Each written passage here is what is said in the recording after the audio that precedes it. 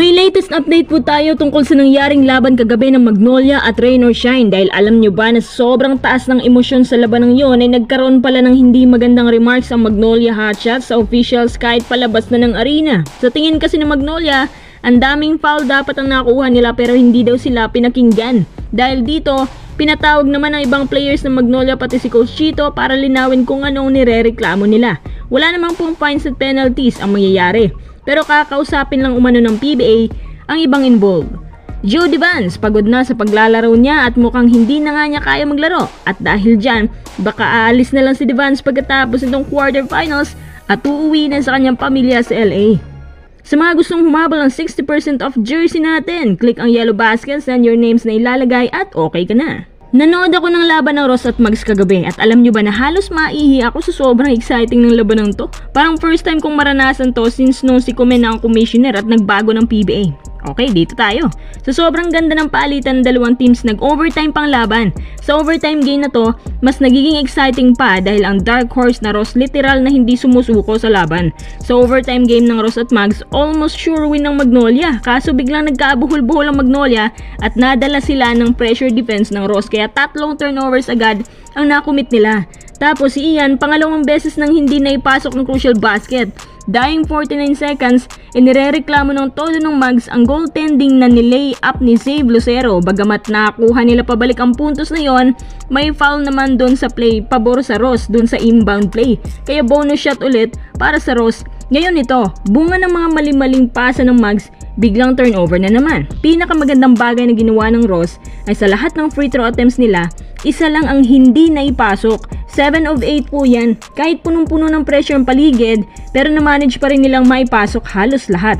Sa laban ng to, bilib ako kay Aaron Fuller na akala ng lahat na hindi makakapaglaro sa Game 3. But in fact, mas nag-deliver pa nga kahit hindi pa magaling sa eye injury. Nakakuha siya ng 25 points. 10 rebounds, grabe. Halos laging double-double ang average points niya. Kasama din ang malaking tulong ni Jonard Clarito na may 18 points, 8 rebounds po yan. Sa crucial game, malaki din ang ambag niya sa pagdepensa kay Paulie at Ian. Teka, dito tayo sa part na kung bakit kailangan ipatawag ang ilang taga Magnolia Hotshots. Dahil ito sa sobrang pagrereklamo nila sa referee, si Coach Chito Victorero pati ang buong coaching staff pati na si Paulie na sinisenyosan pa rin ang isang referee at noong pabalik na sila sa kanilang locker room, bad mood lahat na parang may mga bad remarks pa rin sa mga officials ng PBA. Pinatawag na po sila ni Kume. Hindi naman para bigyan ng fine pero para kausapin lang tungkol sa mga nirereklamo nila sa PBA officials. So pati din pala yung PBA officials ng gabing yun. Willing po ang PBA na makinig sa sobrang taas ng emosyon ng game na yon na naig pa rin ang Ross sa huli. At grabe yung mga free throws ng Ross mga kuys, walang ka-pressure na tinira nila.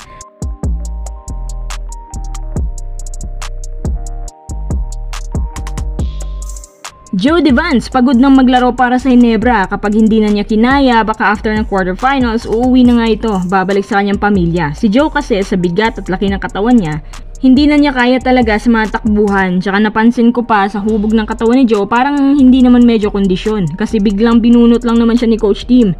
Wala silang makuhang ibang big man eh. Si Isaac Go injured pa rin, tsaka sarado ang trading market. No choice talaga Ginebra ngayon. Pero in fairness, itong kay Joe, effective pa din talaga. Sabi niya sa isang courtside reporter, gustuin man niyang umuwi pero nandito na siya. Kailangan niyang laruin na lang para makatulong kahit papano. Kung hindi na talaga niya kaya, mapipilitan na lang Ginebra na maglaro na kulang sa big man. So paano yan? Magdasal na lang Ginebra na wag pang bumigay si Joe kasi hindi naman lahat ng pace mabagal. Mabilisan ang opensa ngayon, baka ma-injure pa siya. Siguro naman after ng quarterfinals, magaling na si Go. Pero habang wala pa, kailangan muna niyang gampanan ang role niya.